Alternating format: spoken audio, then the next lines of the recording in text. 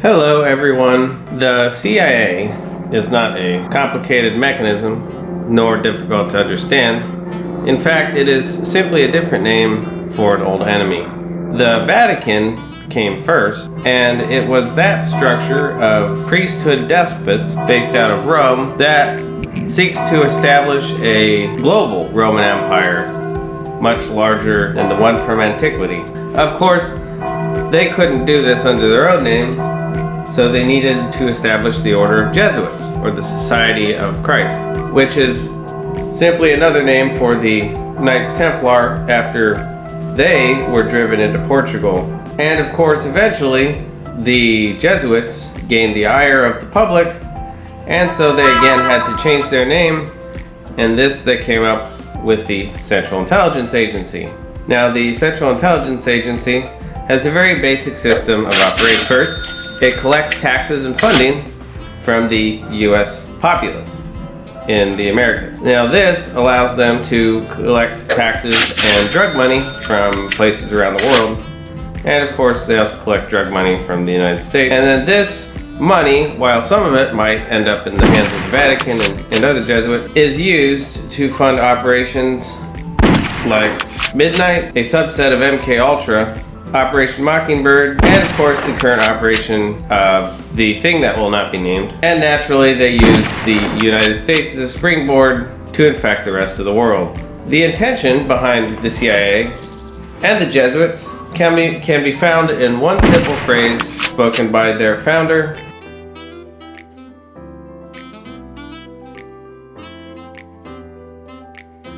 Go set the world on fire.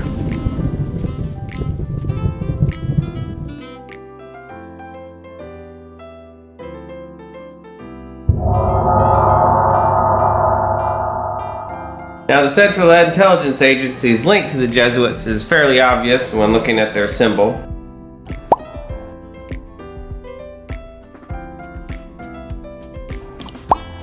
Represents the red sunburst of the Jesuits, but also boasts the colors of the Knights Templar in white and red, and of course, as you can see, has a cross, red cross in the center.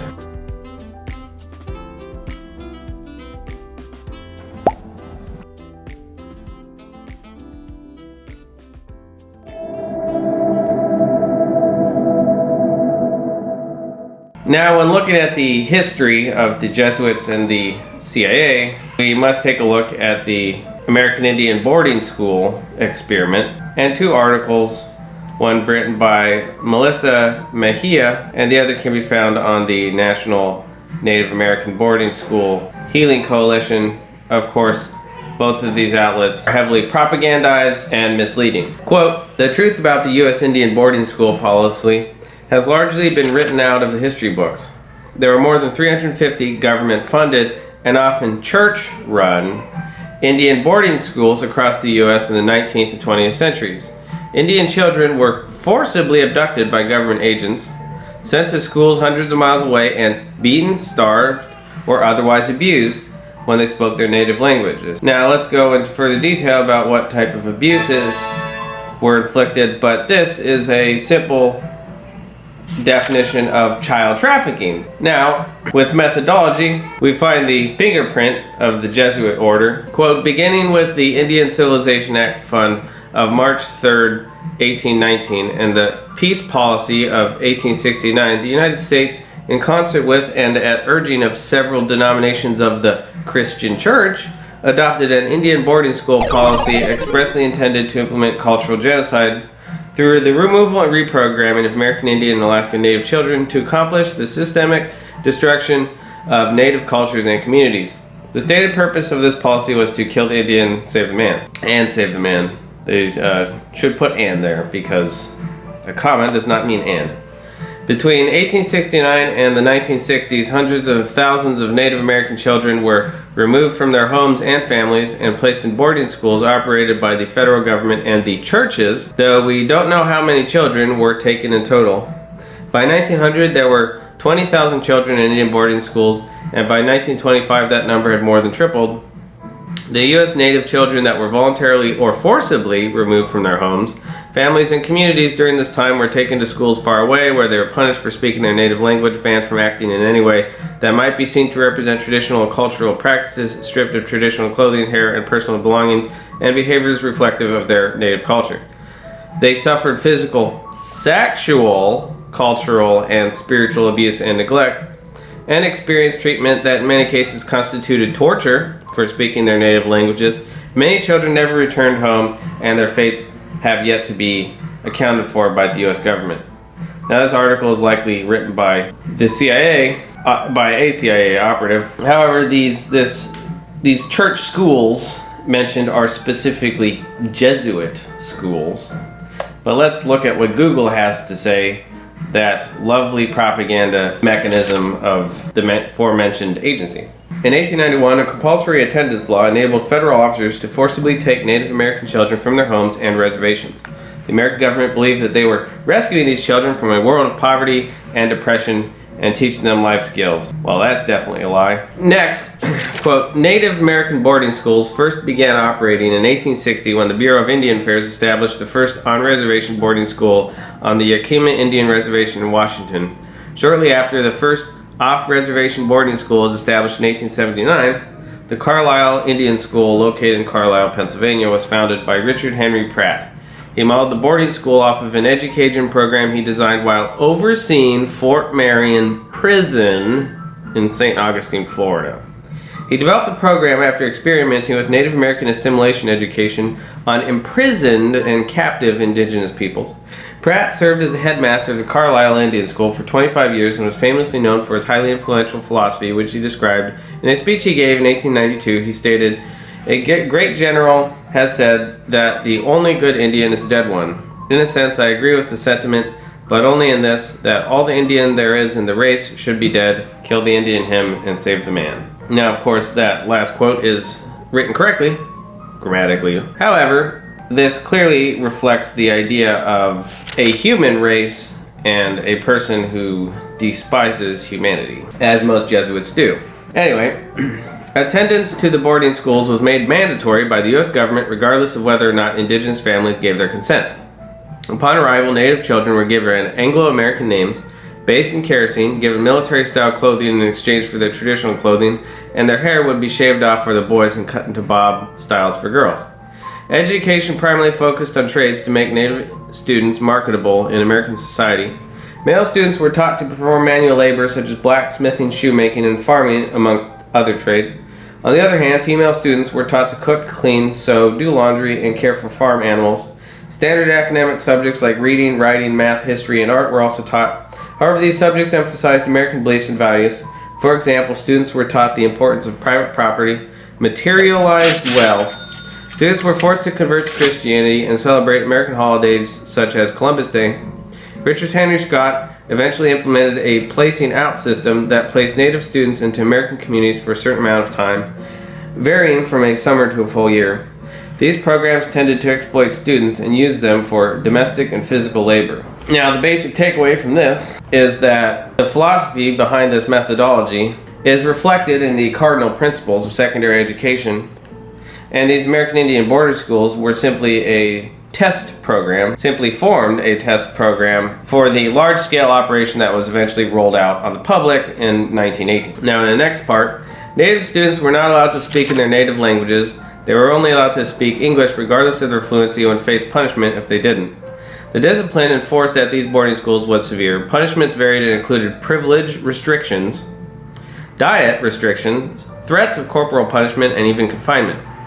Additionally, Native students were neglected and faced many forms of abuse, including physical, sexual, cultural, and spiritual.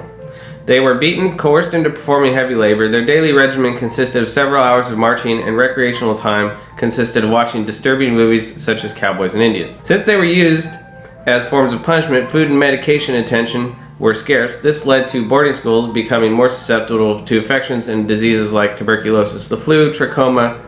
Due to these conditions, Native students would become ill and die at these boarding schools often. In 1899, a measles epidemic spread through the Phoenix Indian School, experiencing rates as high as 325 cases of measles in addition to 60 cases of pneumonia and 9 student deaths within 10 days. Parents were rarely informed of their children's deaths. Some parents would learn of their child's death after they were buried in school cemeteries. Some students were buried in unmarked graves. Those that survived these inhumane conditions were scarred from the traumatic experiences of the remainder of their lives. Now, while this article is heavily propagandized, that sounds a lot like the symptoms of experimentation on children, as we will find is even admitted to in a later portion. Now, in the Osage Indian Customs and Myths by Lewis F. Burns, we get an example of evidence of the Jesuits running these schools. On page 35, quote, "Pa ne no pa shed" means not afraid of the Pawnee. This man was also known as Big Hill Joe and Governor Joe. He was well educated at Osage Mission. In speaking of his education, Joe said, "It took the Jesuits 13 years to make me a white man. It took the Osages 3 days to make me Indian again." Now that passage was not actually written by the author, as is clearly an edit, not following any of the original author's fingerprints. But it does give us one example of the evidence of admitted Jesuit involvement and running of these schools, among many.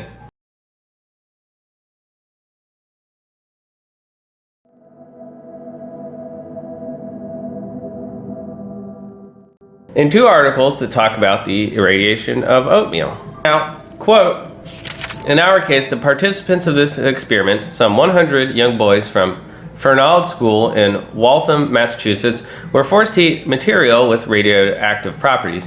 These young boys would be exposed to large doses of radiation due to the radioactive markers fed to them through Quaker oats. This was done without the consent of either the child, who couldn't legally consent anyway, or their parents. The Fernald State School, originally called the Massachusetts School for the Feeble-Minded, housed mentally disabled children, along with those who had been abandoned by their parents. That's called an orphan. Conditions at the school were often brutal. Staff deprived boys of meals, forced them to do manual labor, and abused them." I wonder what specific types of abuses. Perhaps a similar nature that seems to be rampant among Jesuit circles. Boyce, who lived there after being abandoned by his family, was eager to join the science club. He hoped the scientists in their positions of authority might see the mistreatment and put an end to it. "We didn't know anything at the time," Boyce said of the experiments. "We just thought we were special. Learning the truth about the club felt like a deep betrayal." Now, I also wonder how many of those children were, just like the American Indians, stolen from their homes and trafficked to a different location. In a different part, we get a picture of the children that were experimented on. And also in the passage, quote, "This was done in a search to prove that Quaker oats was superior to other competitors due to the way the oats were ingested by the body. To track this, the radioactive markers were used by the MIT researchers to document how the body processes the food, something that would heavily impact the boys in their growth, both mentally and physically." Now this is clearly a lie, but the writers of that purpose clearly didn't put much thought into their excuse. Now in a different section, the Tuskegee study is the benchmark example of medical abuse and involves hundreds of African American men with syphilis who were promised treatment but never received it. I would disagree with that statement. Anyway, in another case, reminiscent of the one at Fernald, students at Willowbrook State School, also considered mentally handicapped, were purposefully exposed to the hepatitis A virus so the researchers could develop a vaccine. That's probably also a lie. He did a seemingly innocuous breakfast food get tied with atomic age research. At the time, scientists were eager to conduct experiments concerning human health. Also reflected in the cardinal principles. The boys didn't find out the whole story about their contaminated cereal for another 4 decades. During a stretch between the late 1940s and early 1950s, Robert Harris, a professor of nutrition at the Massachusetts Institute of Technology, led 3 different experiments involving 74 Fernald boys aged 10 to 17. As part of the study, the boys were fed oatmeal and milk laced with radioactive iron and calcium. In another experiment, scientists directly injected the boys with radioactive calcium. And of course, those are just the cases that they will admit to because they got caught. However, if we are to go to the U.S. Department of Energy Office of Scientific and Technical Information, we will find that they have no qualms about talking in complicated scientific language about irradiating oat yields, the use of an irradiated technique in oat breeding. In abstract, quote, In an experiment on the use of a seed irradiation technique for the improvement of oats, it was found that heritable changes in quantitative characters, including earliness, straw height, and yield, could be induced. The ease, however, with which such quantitative variance could be isolated varied for the characteristic studied. It was concluded that the technique was less suitable for characters greatly influenced by environment, for example, yield, and that such a technique is likely to be only of limited use in an oat improvement program compared with the present-day method of hybridization and selection. I doubt that they don't radiate all the oatmeal in stores. In a different part and abstract about the same thing, in an experiment on the use of seed irradiation technique for improvement of oats, it was found that heritable changes in quantitative, and of course, this is simply a replication of the same one. But in the second part, using the same coded language, other scientists talk about the same subject from Science Direct. A second cycle of thermoneutron irradiation for expanding the genetic variability of 3 polygenetic attributes relative to the pedigree procedure and relative to the first cycle of irradiation was evaluated in 4 oat populations: irradiated Clintland, irradiated BD, the hybrid of Clintland XBD, and the irradiated hybrid. The 5 lines with the highest 100 seed weight from each population were re-irradiated and also pedigreed. The sample procedure involved populations, parents within populations, families within parents, and lines within families. Lines derived from populations by these 2 methods and lines from the original populations were grown in a replicated experiment and were measured for 100 seed weight, heading date, and plant height.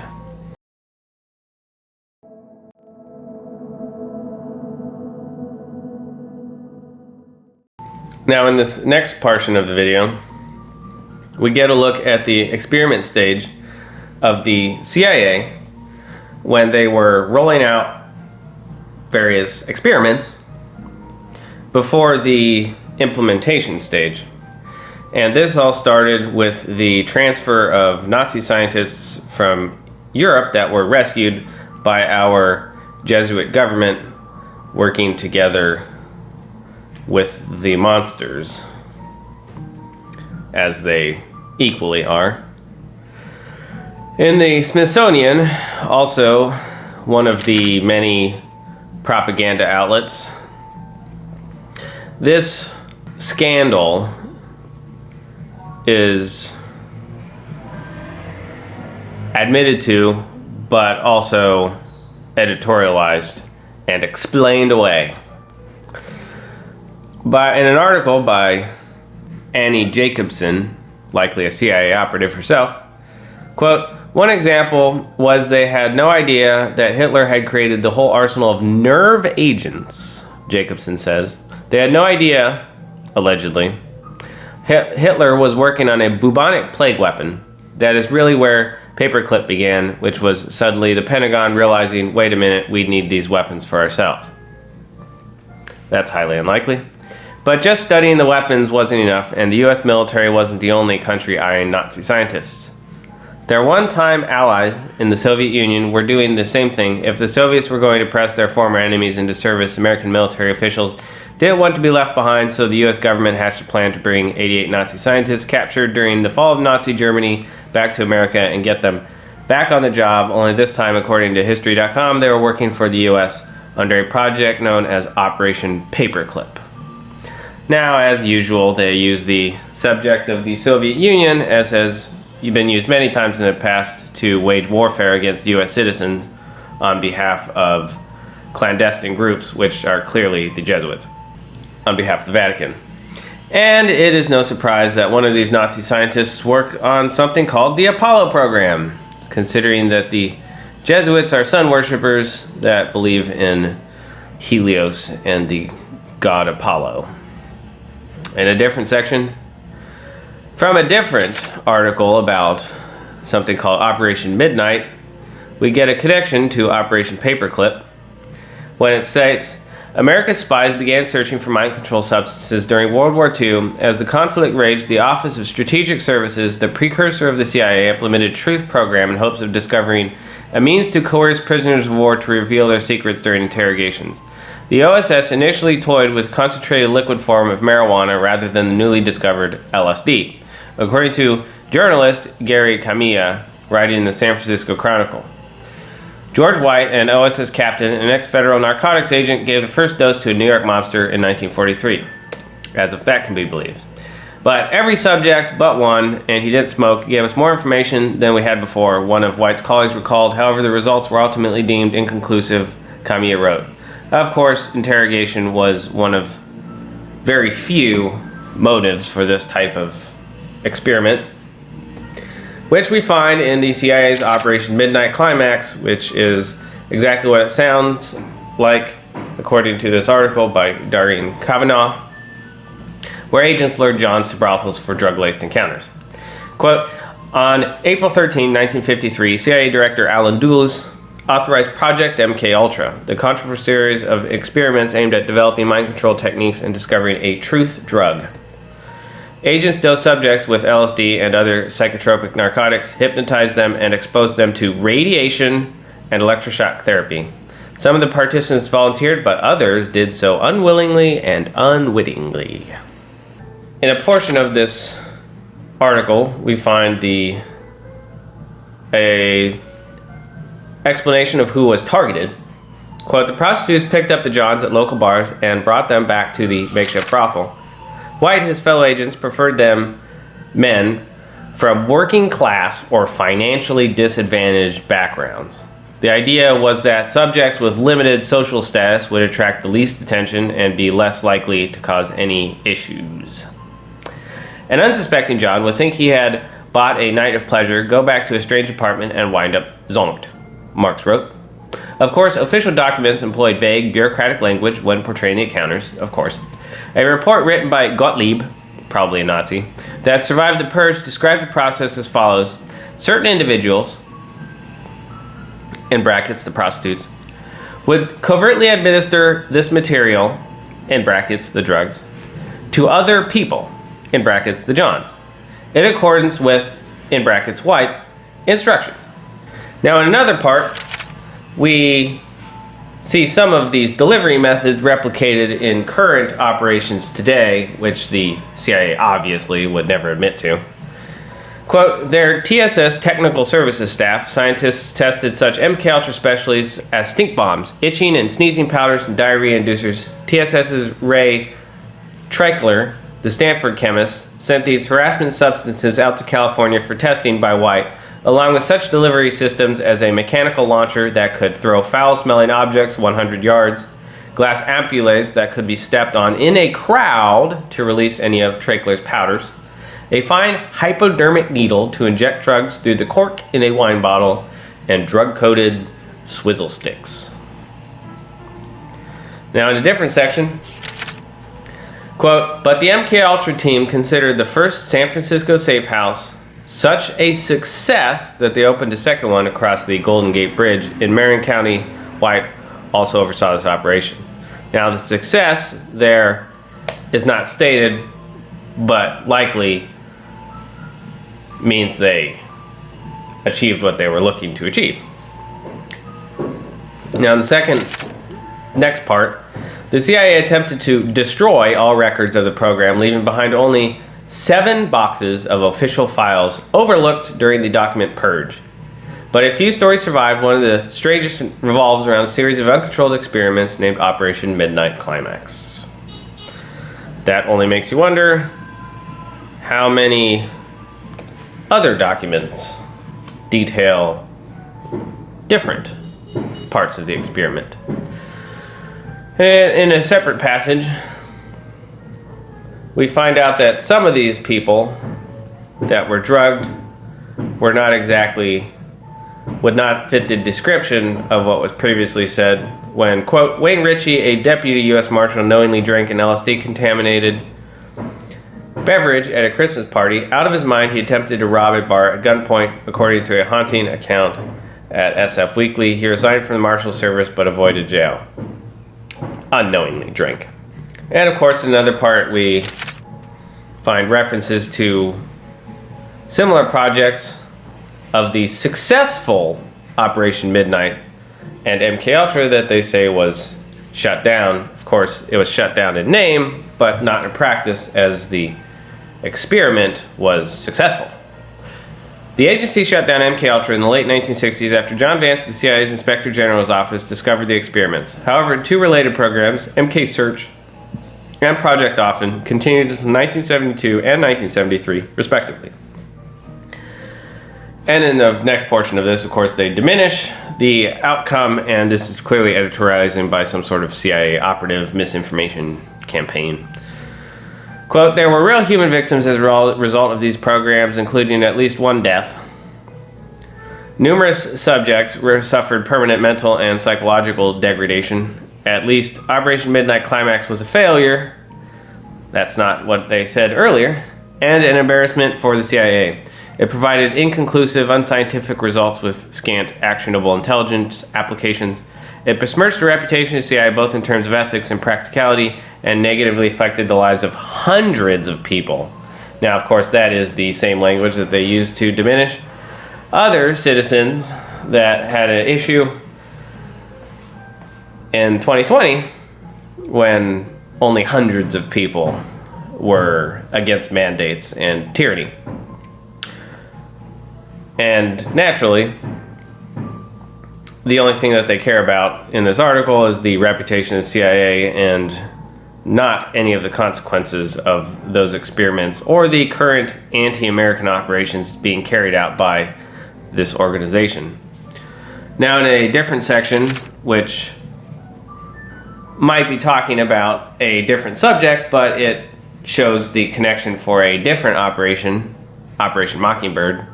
Quote, CIA Director John Deutsch declared that he found no connection whatsoever between CIA and cocaine traffickers, and major media, the New York Times, Los Angeles, and Washington Post, have run long pieces refuting the Mercury News series. They deny that Bay Area-based Nicaraguan drug dealers Juan Norwin Meneses and Oscar Danilo Blandon worked for the CIA or contributed millions in drug profits to the Contras, as Webb contended.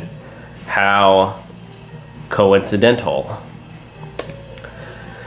And of course, Google, when you look up Operation Mockingbird, will immediately seek to diminish it, seen as it is a CIA-run outfit.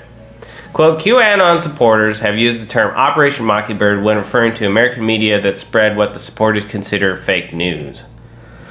And then that's in Wikipedia, but below it, also in Wikipedia, Operation Mockingbird is an alleged large-scale program of the United States Central Intelligence Agency that began in the early years of the Cold War and attempted to manipulate news media for propaganda purposes.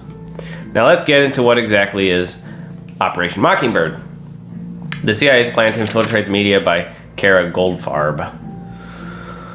What was Operation Mockingbird? It was an alleged large-scale project undertaken by the CIA beginning in the 1950s, in which they recruited American journalists into a propaganda network.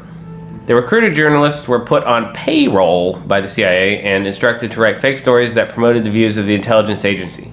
Student cultural organizations and magazines were allegedly funded as fronts for this operation.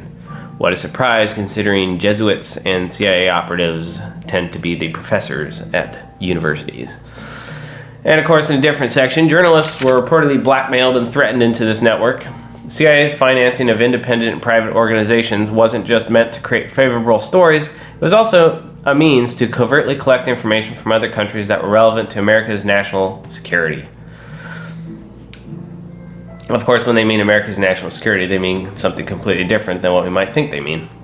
And like the New York Times article, Ramparts magazine exposed the covert operation in 1967 where it reported that the National Student Association received funding from the CIA. Operation Mockingbird expanded later on in order to influence foreign media as well. Frank Wisner, the director of the Espionage and Counterintelligence Branch, spearheaded the organization and was told to concentrate on propaganda, economic warfare, preventative direct action, including sabotage, anti-sabotage, demolition, and evacuation measures, subversion against hostile states, including assistance to underground resistance groups, and support of indigenous anti-communist elements in threatened countries of the world. How convenient. And A 1977 article in Rolling Stone written by Carl Bernstein was titled "The CIA and the Media." Bernstein said in the article that the CIA has secretly bankrolled numerous foreign press services, periodicals, and newspapers, both English and foreign language, which provide excellent cover for CIA operatives. These reports led to a series of congressional investigations done in the 1970s under a committee that was set up by the U.S. Senate and named the Church Committee. The Church Committee investigations looked into government operations and potential abuses by the CIA, the NSA, and the FBI and their IRS. In 2007, around 700 pages of documents from the 1970s were declassified and released by the CIA in a collection called The Family Jewels. The files all surrounded the investigations and scandals pertaining to agency misconduct during the 1970s. Now, this is another example of classic doublespeak, but it's very ironic that the committee was named Church. And it is very clear that what they mean by investigation of misconduct or abuses is to essentially look for the rat and who leaked it to the public. And of course, the CIA, while it might cover itself, is content to throw its partner organization, the Federal Bureau of Investigation, under the bus when they say it is a domestic security service. Thank you for that odd bit of truth. And then, of course, when we look at the CIA's own website, they will admit that 80% are overwhelmingly Roman Catholic. And it makes you wonder how many exactly are Jesuits. Perhaps all of them. And then, under the Wikipedia article, Allegations of CIA Trafficking, we get it acknowledged that the CIA operations are currently taking place in the United States, Panama, Venezuela, Mexico, Honduras, Nicaragua, in the Golden Triangle of Laos, China, and essentially all of Asia, and of course France and Afghanistan. And then this takes us into a separate part where we look at the CIA, the Contras, and gangs, especially when a Mexican official says that the CIA manages drug trade. Yet another example, perfect example of doublespeak, where he of course says that they don't run the drug trade and haven't built the drug trade for their own other nefarious intentions, but instead just manage it. But he did call them international security forces when he said, quote, the U.S. Central Intelligence Agency and other international security forces, securing the interests of the Roman Empire, I bet. From the Vatican, of course. And then in a different part, El Chapo Guzman and the alleged CIA DEA betrayal, the Sinaloan cartel dealings. And in this article, we find it stated that there is evidence of the United States government siding with El Chapo's Sinaloa cartel. Of course, they won't elaborate on that subject, being a CIA outfit.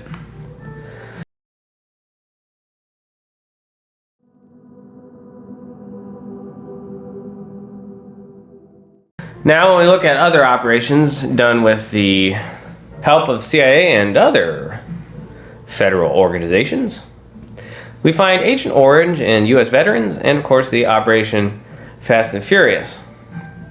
Now, with the Agent Orange part, we will briefly cover this, where it says in 2010, the U.S. Department of Veterans Affairs provided $16.2 billion in compensation to 1,095,473 Vietnam-era veterans.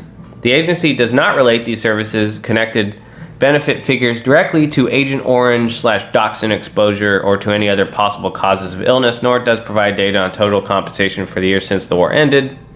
Of course not. And when we look at Operation Fast and Furious, we simply find a allegedly botched but secretly successful mission to arm the CIA's enforcement arm, the drug cartels, to protect their drug trade, naturally. And then the current U.S. government position on Agent Orange/doctrine damage to U.S. veterans. The Agent Orange Act of 1991, Congress required the National Academy of Sciences to review periodically all medical and scientific research on the health effects of exposure to Agent Orange/dioxin and other chemical used during the Vietnam War into their individual components. The NAS Institute of Medicine now issues biannual reports called Veterans and Agent Orange. The most recent one was issued in July 2009. What a surprise. Very helpful to do that after the fact, of course.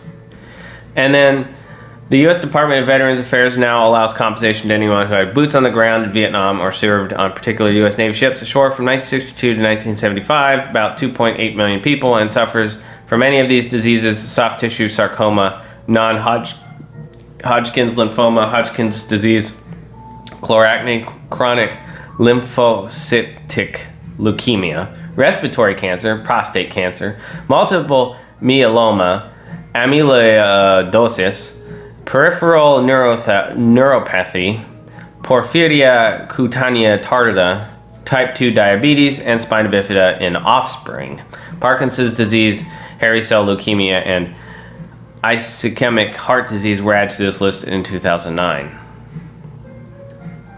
And then, of course, we find that not only was Agent Orange a success, but they rolled out a different product with a different motive when we look at mefloquine. And, of course, the Legal Help for Veterans will cover the subject briefly, but they are yet another outfit that only propagandizes, while Military Times blatantly denies anything linking mefloquine and operations done to military service members and poisoning them intentionally, of course, being another CIA outfit. Of course, the side effects of mefloquine, which are said to mirror those of post-traumatic stress disorder, which is likely a word to cover up the mefloquine poisoning and was used many times for other nefarious activities by agencies pretending to operate under the color of law. Some of the neurological side effects of mefloquine include seizures, peripheral neuropathy, tremors, ataxia, or loss of control of movement, vertigo, tinnitus. Some of the psychological side effects of mefloquine include anxiety, panic attacks, paranoia, persecutory delusions, dissociative psychosis, memory problems, violent behavior, suicidal ideation, and behavior. And of course, these side effects correlate nicely with Operation Midnight Climax. And then side effects caused by mefloquine toxicity mimic those of PTSD and other conditions frequently suffered by veterans who served in areas like Somalia, Iraq, and Afghanistan. It can be hard to differentiate between PTSD and mefloquine toxicity. And then, of course, the next part is virtually useless gobbledygook for propaganda purposes. And then the last portion, because mefloquine was given to troops so regularly, often there is no record of it being prescribed. That sounds like done without knowledge. This has caused disability claims for mefloquine toxicity to be denied by the VA. However, lay reports of the drug being administered, dosage schedules, and other evidence from the time can support a claim. Ultimately, the VA decides these claims on a case-by-case basis. Of course it does. And then Military Times completely denying it and saying that if you talk about it, you're a conspiracy theorist, as per usual. Says not enough research exists to link persistent neurological and psychiatric conditions like post-traumatic stress disorder to anti-malaria drugs taken by U.S. troops, an influential scientific panel announced Tuesday. Of course, this is insinuating that mefloquine is an anti-malaria drug and not a method of causing the Operation Midnight Climax outcome, but it does not directly state that they are saying mefloquine is an anti-malaria drug, as usual doublespeak works. And then a year-long National Academies of Sciences, Engineering, and Medicine investigation has found insufficient or inadequate evidence of any association between chronic health problems and malaria preventatives, including mefloquine, a medication that can cause neurological or psychiatric side effects for months or years after taking it, according to the Food and Drug Administration. Like, they're trustworthy. And then the panel members noted, however, that the findings do not show evidence of lack of adverse effects, and they recommend that further research, especially on mefloquine and tafenoquine. For its review, the 10-member National Academies panel reviewed thousands of abstracts and papers on 6 medications commonly used to prevent malaria: mefloquine, also known by the brand Lariam, tafenoquine, atovaquone, proguanil, also known as Malarone, doxycycline, primaquine,